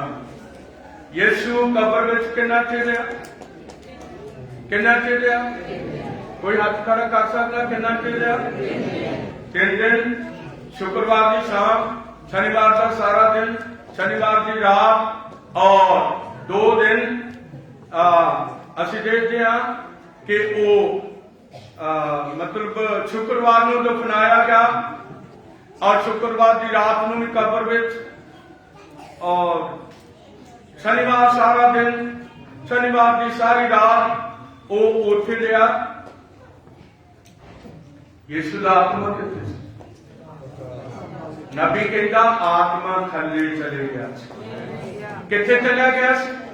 ਅਬਰਾਹਾਮ ਦੇ ਇਲਾਕੇ ਵਿੱਚ ਚਲੇ ਗਿਆ ਸੀ, ਜਿਹਨੂੰ ਯਿਸੂ ਮਸੀਹ ਨੇ ਅਬਰਾਹਾਮ ਦੀ ਗੋਦ ਆਖਿਆ ਹੈ, ਜਿਹਨੂੰ ਅਬਰਾਹਾਮ ਦੀ ਗੋਦ ਆਖਿਆ ਹੈ। ਇਹ ਬੱਚੇ ਮੁੜ ਕੇ ਜਾਂਦੇ ਨੇ ਤੇ ਫਿਰ ਵੇਖੋ। ਹਾਲੇਲੂਇਆ। तो मैं दसना चाहता कि ਉਹ ਥੱਲੇ ਗਿਆ, ਸ਼ੈਤਾਨ ਹਾਰਿਆ ਹੋਇਆ ਸੀ। ਇੱਕ ਤੇ ਮੱਤੀ 4 ਵਿੱਚ ਹੀ ਸ਼ੈਤਾਨ ਹਾਰ ਗਿਆ, ਤੇ ਮਗਰੋਂ ਕਿੱਥੇ ਹਾਰ ਗਿਆ? ਸਲੀਬ ਦੇ ਉੱਤੇ ਜਦੋਂ ਯਿਸੂ ਨੇ ਲਹੂ ਬਹਾ ਦਿੱਤਾ, ਉਦੋਂ ਸ਼ੈਤਾਨ ਹਾਰ ਗਿਆ। ਹੁਣ ਜਦੋਂ ਉਹਨੂੰ ਕਬਰ ਵਿੱਚ ਰੱਖਿਆ, ਅਰਮਿਤੀਆ ਦੇ ਯੂਸਫ ਨੇ ਔਰ ਦੂਸਰੇ ਆਦਮੀ ਨੇ ਜਿਹਦਾ ਨਾਮ ਮੈਂ ਇਸ ਵੇਲੇ ਭੁੱਲ ਰਿਹਾ ਹਾਂ, ਨਿਕੋਦੀਮਸ ਹੈ, ਇਹ ਦੋ ਜਾਣੇ ਉਹਨੂੰ ਦਫਨਾ ਰਹੇ ਸੀ। ਔਰ ਅਰਮਿਤੀਆ ਦੇ ਰਹਿਣ ਵਾਲੇ ਯੂਸਫ ਨੇ ਕਿਹਾ ਮੇਰੀ ਕਬਰ ਖਾਲੀ ਆ। ਮੈਂ ਬੜੀ ਰੀਝ ਨਾਲ ਮਤਲਬ ਖੁਦਵਾਈ ਹੋਈ ਆ ਚਟਾਨ ਦੇ ਅੰਦਰ, ਉੱਥੇ ਯਿਸੂ ਨੂੰ ਰੱਖ ਦਿੰਦੇ, ਕਿਉਂਕਿ ਸਬਤ ਦਾ ਦਿਨ ਹੈ। ਸਬਤ ਦਾ ਦਿਨ ਕਦੋਂ ਸ਼ੁਰੂ ਹੁੰਦਾ? ਸ਼ੁੱਕਰਵਾਰ ਦੇ 6 ਵਜੇ ਸਬਤ ਦਾ ਦਿਨ ਸ਼ੁਰੂ ਹੋ ਜਾਂਦਾ। ਸਬਤ ਦਾ ਦਿਨ ਸ਼ੁੱਕਰਵਾਰ 6 ਵਜੇ ਸ਼ੁਰੂ ਹੋ ਜਾਂਦਾ, ਔਰ ਉਹ ਕਦੋਂ ਤੱਕ ਚੱਲਦਾ ਹੈ? ਸ਼ਨੀਵਾਰ ਦੇ ਮਤਲਬ ਸ਼ਾਮ ਦੇ 6 ਵਜੇ ਤੱਕ ਇਹ ਸਬਤ ਦਾ ਦਿਨ ਹੈ। ਹਾਲੇਲੂਇਆ। ਯਿਸੂ ਥੱਲੇ ਚਲਾ ਗਿਆ, ਫਾਟਕ ਬੰਦ ਹੈ, ਮੌਤ ਤੇ ਪਤਾਲ ਦੀਆਂ ਕੁੰਜੀਆਂ ਯਿਸੂ ਨੇ ਲੈ ਲੀਆਂ। ਸ਼ੈਤਾਨ ਨੂੰ ਕਿਹਾ ਦੇ ਚਾਬੀ, ਤੂੰ ਹਾਰ ਗਿਆ, ਦੇ ਚਾਬੀਆਂ। ਔਰ ਉਹਨੇ ਚਾਬੀਆਂ ਲੈ ਲੀਆਂ ਉਹਦੇ ਕੋਲੋਂ, ਔਰ ਉਹਨੇ ਬੂਹਾ ਖੋਲ ਲਿਆ। ਪਹਿਲਾਂ ਕੌਣ ਮਿਲਿਆ ਯਿਸੂ ਨੂੰ? ਤਾੜੀਆਂ ਵਜਾਵਾਂਗੇ, ਅਬਰਾਹਾਮ ਮਿਲਿਆ, ਅਬਰਾਹਾਮ ਮਿਲਿਆ। ਅਬਰਾਹਾਮ ਨੇ ਸਾਰਾ ਨੂੰ ਕਿਹਾ, ਸਾਰਾ ਉਹ ਆ ਗਿਆ ਜਿਹਦੀ ਅਸੀਂ ਉਡੀਕ ਕਰਦੇ ਸਾਂ। ਕੀ ਤੁਸੀਂ ਵੀ ਉਡੀਕ ਕਰਦੇ ਹੋ ਯਿਸੂ ਦੀ? ਹਾਲੇਲੂਇਆ। ਜ਼ਰੂਰ ਆਏਗਾ ਮੇਰੇ ਬੱਚੋ, ਉਹ ਜ਼ਰੂਰ ਆਏਗਾ, ਕਿਉਂਕਿ ਉਹਨੇ ਵਾਅਦਾ ਕੀਤਾ ਹੋਇਆ, ਮੈਂ ਆਵਾਂਗਾ ਤੇ ਤੁਹਾਨੂੰ ਆਪਣੇ ਨਾਲ ਲੈ ਜਾਵਾਂਗਾ, ਵੀ ਜਿੱਥੇ ਮੈਂ ਹਾਂ ਉੱਥੇ ਤੁਸੀਂ ਵੀ ਹੋ। ਔਰ ਇਹਨਾਂ ਦਿਨਾਂ ਵਿੱਚ ਬਹੁਤ ਜ਼ਰੂਰੀ ਹੈ ਕਿ ਸਾਡਾ ਵਿਸ਼ਵਾਸ ਮਜ਼ਬੂਤ ਹੋਵੇ, ਔਰ ਅਸੀਂ ਕਿਸੇ ਮਨੁੱਖ ਨੂੰ ਨਹੀਂ ਕਹਿੰਦੇ, ਅਸੀਂ ਤੇ ਵੇਖਾਂਗੇ ਖੁਦਾ ਦੇ ਜਿਉਂਦੇ ਵਚਨ ਨੂੰ। ਹਾਲੇਲੂਇਆ। ਤੇ ਕਿਹਦੇ ਨਾਲ ਖੜੇ ਹੋਵਾਂਗੇ? ਤਾਲੀਆਂ ਵਜਾਓ, ਉਸ ਵਚਨ ਨਾਲ ਖੜੇ ਹੋ ਜਾਵਾਂਗੇ। ਔਰ ਜੇ ਅਸੀਂ ਇਹਦੇ ਨਾਲ ਖੜੋਗੇ, ਡਬਲ ਤਾਲੀਆਂ ਵਜਾਓ, ਸੀ ਯਿਸੂ ਨਾਲ ਬੰਦੇ ਅਜੇ ਕੱਲ ਨਹੀਂ ਹੋਣਗੇ, ਲੇਕਿਨ ਯਿਸੂ ਮਸੀਹ ਕੱਲ ਅੱਜ ਤੇ ਜੁਗੋ ਜੁਗ ਇੱਕੋ ਜਿਹਾ ਹੈ। ਉਹਦੇ ਨਾਲ ਖੜੇ ਹੋਣ ਦੀ ਸਾਨੂੰ ਬੜੀ ਜ਼ਰੂਰਤ ਹੈ। ਸਾਰਾ ਉਹ ਆ ਗਿਆ। ਕੌਣ ਆ ਗਿਆ? ਯਿਸੂ ਮਸੀਹ ਆ ਗਿਆ। ਹਾਲੇਲੂਇਆ। ਉਹ ਯਹੋਵਾ, ਪੁਰਾਣੇ ਨੇਮ ਦਾ ਯਹੋਵਾ, ਨਵੇਂ ਨੇਮ ਦਾ ਯਿਸੂ ਹੈ। ਉਹ ਆ ਗਿਆ, ਦਰਵਾਜ਼ਾ ਖੁੱਲ ਗਿਆ। ਇਤਿਹਾਸ ਕਹਿੰਦਾ ਮੈਨੂੰ ਵੀ ਦੇਖ ਲੈਣ ਦਿਓ। ਇਹ ਕਿੱਥੇ ਲਿਖਿਆ? ਇਹ ਦਫਨਾਏ ਜਾਣੇ ਸੰਦੇਸ਼ ਦੇ ਅੰਦਰ ਹੈ। ਔਰ ਇਹ ਸੰਦੇਸ਼ਾਂ ਨੂੰ ਵੇਖੋ, ਜਿਹੜੇ ਸੰਦੇਸ਼ਾਂ ਨੂੰ ਪੜ੍ਹਨ ਵਾਲੇ ਨੇ ਉਹ ਇਹਨਾਂ ਗੱਲਾਂ ਨੂੰ ਜ਼ਰੂਰ ਵੇਖ ਸਕਦੇ ਨੇ। ਕਈ ਵਿਸ਼ਵਾਸੀ ਭਾਈਆਂ ਦੇ ਘਰ ਵੀ ਸੰਦੇਸ਼ ਪੈ ਰਹਿੰਦੇ ਨੇ, ਉਹਨਾਂ ਨੂੰ ਕੰਮ ਹੀ ਬੜੇ, ਥੱਕ ਜਾਂਦੇ ਨੇ, ਸੌਂ ਜਾਂਦੇ ਨੇ। ਯਾਦ ਰੱਖੋ, ਵਿਚਾਰੇ ਥੱਕ ਜਾਂਦੇ ਨੇ, ਬੀਬੀਆਂ ਵੀ ਥੱਕ ਜਾਂਦੀਆਂ, ਭੈਣਾਂ ਵੀ ਥੱਕ ਜਾਂਦੀਆਂ, ਪਰ ਕੁਝ ਸਮਾਂ ਜੇ ਕੱਢ ਲਓ ਇਹਨਾਂ ਸੰਦੇਸ਼ਾਂ, ਕੁਝ ਸਮਾਂ ਤੇ ਕੱਢ ਲਓ, ਆਪਣੇ ਬਚਾਏ ਜਾਂਦੇ ਨੇ। ਜ਼ਰੂਰ ਸਮਾਂ ਕੱਢੋ, ਖੁਦਾ ਤੁਹਾਨੂੰ ਕੀ ਦੇਵੇਗਾ? ਬਹੁਤ ਵੱਡੀ ਬਰਕਤ ਦੇਵੇਗਾ। ਹਾਲੇਲੂਇਆ। ਇਤਿਹਾਸ ਨੇ ਕਿਹਾ ਮੈਨੂੰ ਵੀ ਵੇਖ ਲੈਣ ਦਿਓ। ਫਿਰ ਸਾਰੇ ਦੇ ਸਾਰੇ ਉੱਥੇ ਯਿਸੂ ਨੂੰ ਵੇਖ ਰਹੇ ਸੀ, और यीशु मसीह ने क्या, आओ निकलो हुणे तू ऊपर चलो। और लिखा उन्हें बंधुआं नू बन लिया ते मनुखा नू की दिते, दान दिते और उस स्वर्ग विच चले गए। और यीशु मसीह ने क्या, मैं अगे अपने चेलियां दे नाल 40 दिन रहना है, तुसी ऊपर चलो, मैं उन्हां नू अजे तोड़ के आउणा है, क्योंकि मैं उन्हां दे नाल गल्लां करनियां ने।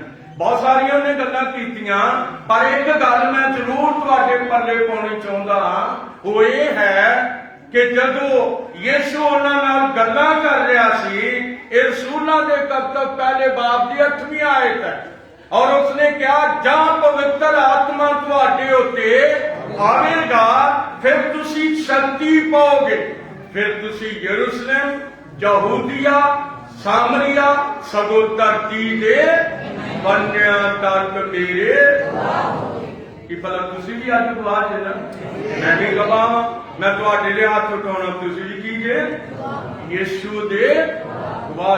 गवाह कदों बनदा, ਜਦੋਂ ਕੋਈ ਤੌਬਾ ਕਰਦਾ, ਜਦੋਂ ਕੋਈ ਆਪਣੇ ਪਾਪਾਂ ਦੀ ਮਾਫੀ ਦੇ ਲਈ ਯੀਸ਼ੂ ਮਸੀਹ ਦੇ ਨਾਮ ਵਿੱਚ ਕੀ ਲੈਂਦਾ ਹੈ, ਬਪਤਿਸਮਾ ਲੈਂਦਾ ਹੈ।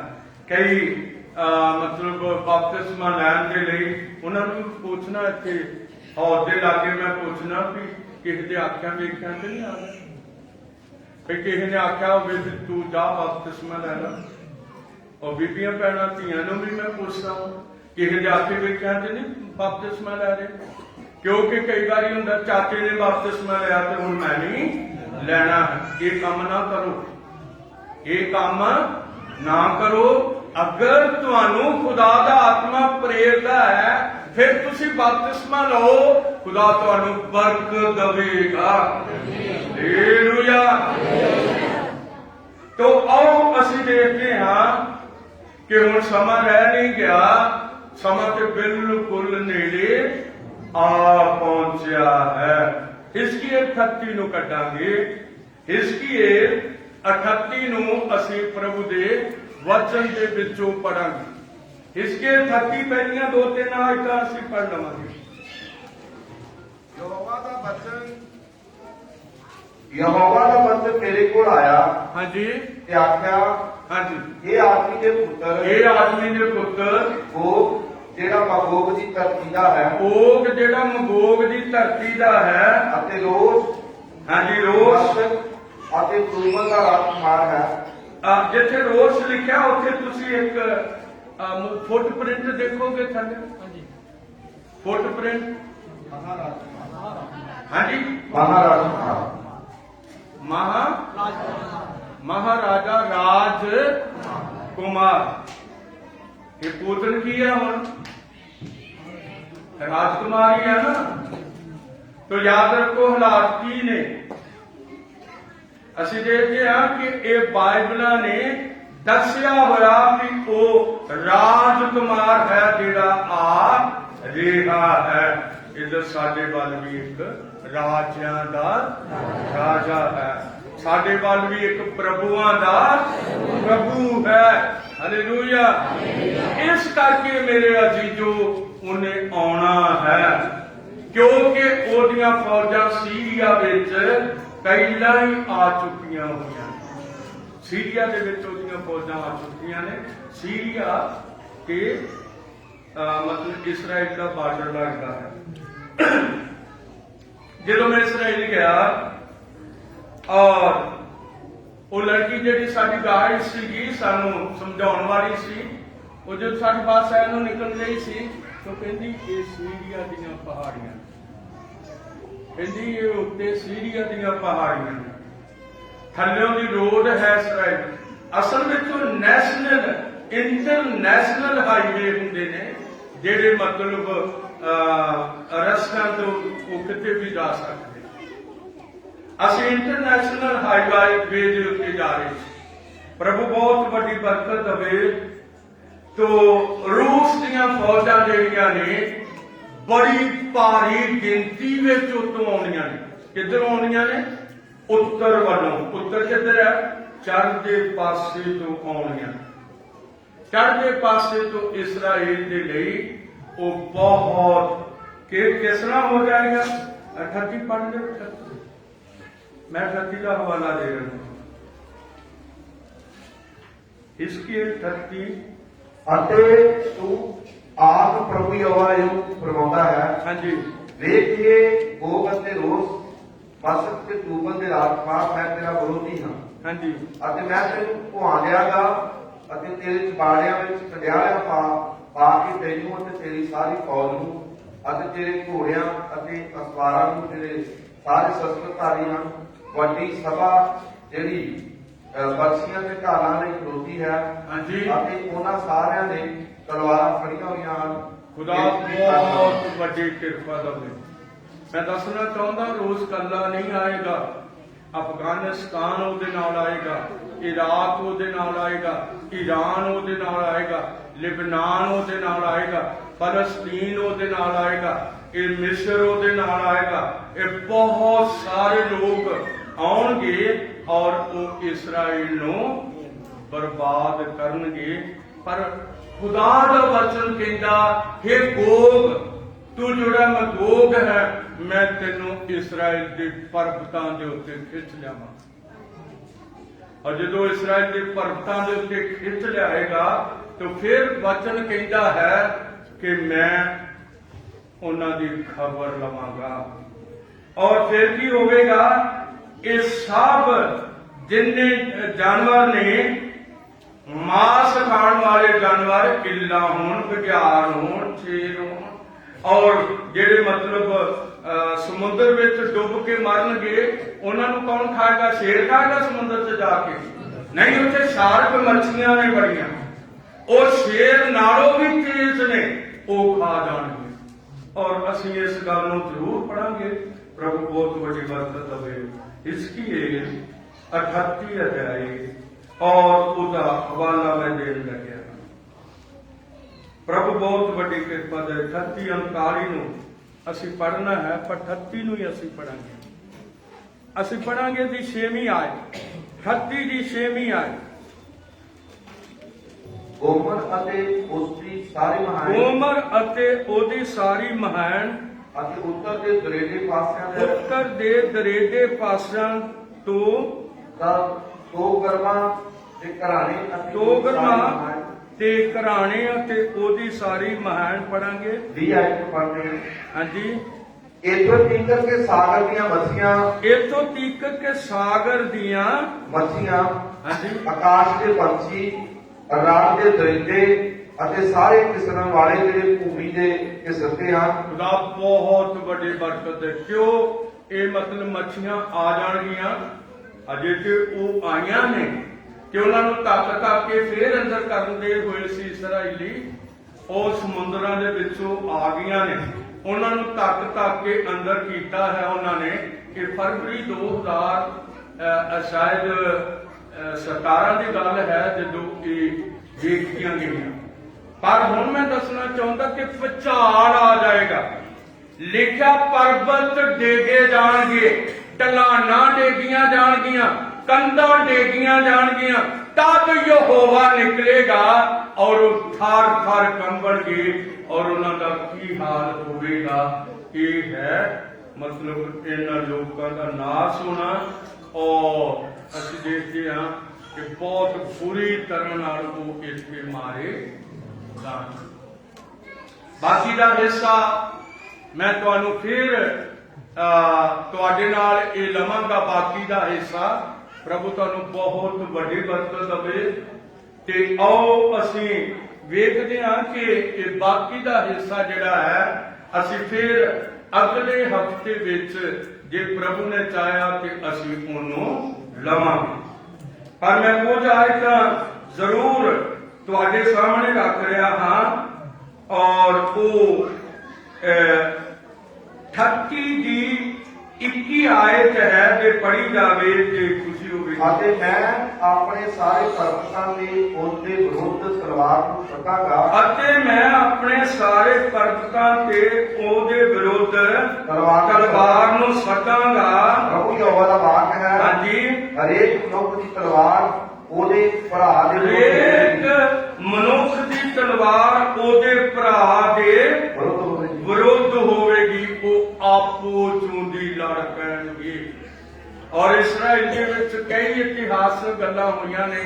ਜਦੋਂ ਲੋਕਾਂ ਨੇ ਇਸਰਾਇਲ ਨੂੰ ਮਾਰਨ ਲਈ ਆਏ ਨੇ ਤੇ ਉਹ ਆਪੋ ਚੋਂਦੀ ਲੜ ਕੇ ਮਰ ਗਏ। ਇਸਰਾਇਲ ਬਚ ਗਿਆ ਤੇ ਆਪੋ ਚੋਂਦੀ ਲੜ ਕੇ ਮਰ ਕੇ ਖਤਮ ਹੋ ਗਏ। ਇਸੇ ਤਰ੍ਹਾਂ ਹੁਣ ਵੀ ਹੋਣਾ, ਇਸੇ ਤਰ੍ਹਾਂ ਹੁਣ ਵੀ ਹੋਣਾ ਹੈ। ਪ੍ਰਭੂ ਬਹੁਤ ਵੱਡੀ ਕਿਰਪਾ ਦੇਵੇ। ਅਸੀਂ ਇਹਨਾਂ ਦਿਨਾਂ ਦੇ ਅੰਦਰ ਤੁਸੀਂ ਆਪਣੀ ਬਾਈਬਲ ਨੂੰ ਪੁੱਛੋ, ਤੁਸੀਂ ਖੁਦਾ ਦੇ ਵਚਨ ਨੂੰ ਪੜ੍ਹੋ, ਔਰ ਜਦੋਂ ਤੁਸੀਂ ਪੜ੍ਹੋਗੇ ਤੇ ਖੁਦਾ ਤੁਹਾਨੂੰ ਇਹਦੇ ਵਿੱਚੋਂ ਕੀ ਦੇਵੇਗਾ? ਬੜੀ ਬਰਕਤ ਅਤੇ ਆਸ਼ੀਸ਼ ਦੇਵੇਗਾ। ਸੋ ਇਸ ਕਰਕੇ ਜਦੋਂ ਇਹ 21 ਆਇਤ ਹੈ ਔਰ ਇੱਥੇ 22 ਆਇਤ ਕਹਿੰਦੀ ਆ ਮੈਂ ਮਰੀ ਘੱਲ ਕੇ, ਪਹਿਲਾਂ ਤੇ ਤਲਵਾਰ ਘੱਲੀ ਆ, ਫਿਰ ਮਰੀ ਘੱਲ ਕੇ ਲਿਖਿਆ ਹੈ ਮੈਂ ਮਰੀ ਘੱਲ ਕੇ ਅਤੇ ਲਹੂ ਬਹਾ ਕੇ ਉਹਨਾਂ ਦਾ ਨਿਉ ਕਰਾਂਗਾ ਅਤੇ ਉਹਦੇ ਉੱਤੇ ਔਰ ਉਹਦੀ ਮਹਾਨ ਦੇ ਉੱਤੇ ਅਤੇ ਉਹਨਾਂ ਬਹੁਤ ਸਾਰੇ ਲੋਕਾਂ ਉੱਤੇ ਜਿਹੜੇ ਉਹਦੇ ਨਾਲ ਹਨ ਜ਼ੋਰ ਦੀ ਵਰਖਾ ਅਤੇ ਵੱਡੇ ਵੱਡੇ ਗੜੇ, ਵੱਡੇ ਵੱਡੇ ਗੜੇ। ਅੱਗ ਵੀ ਹੋਏਗੀ ਨਾਲ ਕਿ ਮਿਸਰ ਵਿੱਚ ਅੱਗ ਵਾਲੇ ਗੜੇ ਨਹੀਂ ਸੀ ਪਏ ਜਦੋਂ ਉਹਨੇ ਮਿਸਰੀਆਂ ਨੂੰ ਮਾਰਿਆ ਸੀ। ਹੁਣ ਵੀ ਅੱਗ ਤੇ ਗੰਧਕ ਨਾਲ ਮਿਲੇ ਹੋਏ ਗੜੇ ਪੈਣੇ ਨੇ, ਕਿਉਂਕਿ ਖੁਦਾ ਦਾ ਵਚਨ ਕਹਿੰਦਾ ਹੈ। ਔਰ ਲਿਖਿਆ ਹੈ ਕਿ ਅਤੇ ਆਪਣੀ ਲਿਖਿਆ ਹੈ ਲੋਕਾਂ ਉੱਤੇ ਉਹਦੇ ਨਾਲ ਜੋ ਉਹਦੇ ਨਾਲ ਹਨ ਜ਼ੋਰ ਦੀ ਵਰਖਾ, ਵੱਡੇ ਵੱਡੇ ਗੜੇ ਅਤੇ ਅੱਗ ਤੇ ਗੰਧਕ ਵਰਾਵਾਂਗਾ। ਇਹਦੇ ਤੋਂ ਪਹਿਲਾਂ ਡੋਲਣ ਜਾ ਰਹੀ ਹੈ। ਹਾਲੇਲੂਇਆ। ਹਾਂਜੀ, ਡੋਲਣ ਕਿੱਥੇ ਖੜੀ ਹੈ? ਕਿਨਾਰੇ ਤੇ ਖੜੀ। ਡੋਲਣ ਕਿੱਥੇ ਖੜੀ ਹੈ? ਹੱਥ ਵਿੱਚ ਕੀ ਹੈ? ਮੋਹਰਾਂ ਦੀ ਕਿਤਾਬ ਹੈ। ਹੱਥ ਵਿੱਚ ਮੋਹਰਾਂ ਦੀ ਕਿਤਾਬ ਹੈ। ਕਿਹਦੇ ਹੱਥ ਵਿੱਚ? ਦੁਲਹਨ ਦੇ ਹੱਥ ਵਿੱਚ। ਤੇ ਕਿੱਥੇ ਖੜੀ ਹੈ? ਬਿਲਕੁਲ ਕਿਨਾਰੇ ਦੇ ਉੱਤੇ ਖੜੀ ਹੈ। ਭਾਈ ਭੈਣੋ ਸਮਝੋ ਕਿ ਅਸੀਂ ਬਿਲਕੁਲ ਆਖਰੀ ਦਿਨਾਂ ਵਿੱਚ ਹਾਂ ਔਰ ਸਾਨੂੰ ਇਹਨਾਂ ਦਿਨਾਂ ਦੇ ਵਿੱਚ ਬਾਈਬਲ ਨੂੰ ਸੁਣਨ ਦੇ ਲਈ, ਬਾਈਬਲ ਨੂੰ ਪੜ੍ਹਨ ਦੇ ਲਈ, ਬਾਈਬਲ ਦੇ ਨਾਲ ਚੱਲਣ ਦੇ ਲਈ, ਬਾਈਬਲ ਨੂੰ ਆਪਣੇ ਆਪਣੀ ਆਗਿਆਕਾਰੀ ਲਈ ਬਾਈਬਲ ਨੂੰ ਪੜ੍ਹਨਾ, ਵਫਾਦਾਰੀ ਲਈ ਬਾਈਬਲ ਨੂੰ ਪੜਾਂਗੇ ਔਰ ਪ੍ਰਭੂ ਦੇ ਨਾਲ ਰਹਾਂਗੇ। ਆਓ ਅਸੀਂ ਸਭ ਆਪਣੀਆਂ ਅੱਖਾਂ ਨੂੰ ਬੰਦ ਕਰਾਂਗੇ, ਦੁਆਇਆ ਹਾਲਤ ਵਿੱਚ ਹੋਵਾਂਗੇ, ਪ੍ਰਾਰਥਨਾ ਵਾਲੀ ਹਾਲਤ ਵਿੱਚ ਹੋਵਾਂਗੇ, ਦੁਆ ਕਰਾਂਗੇ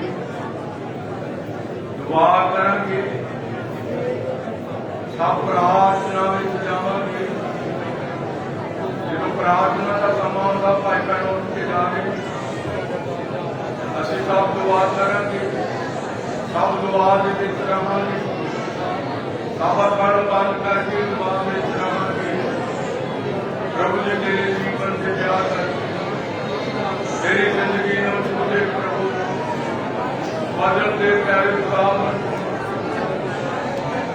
ਮੈਂ ਤੇਰੇ ਵਚਨ ਦੇ ਨਾਲ ਚੱਲ ਸਕਾਂ ਪ੍ਰਭੂ, ਤੇਰੇ ਵਚਨ ਦੇ ਨਾਲ ਚੱਲ ਸਕਾਂ ਪ੍ਰਭੂ, ਤੇਰੇ ਵਚਨ ਦੀ ਆਗਿਆਕਾਰੀ ਕਰ ਸਕਾਂ ਪ੍ਰਭੂ ਜੀ। ਤੂੰ ਮੇਰੇ ਜੀਵਨ ਦੇ ਵਿਆਹ ਕਰਕੇ ਧੰਨਵਾਦ ਹੋਵੇ ਤੇਰਾ, ਧੰਨਵਾਦ ਹੋਵੇ। ਸਭ ਦੁਆ ਕਰਾਂਗੇ, ਆਪਣੇ ਆਪਣੇ ਦੁਆ ਕਰਾਂਗੇ ਪ੍ਰਭੂ।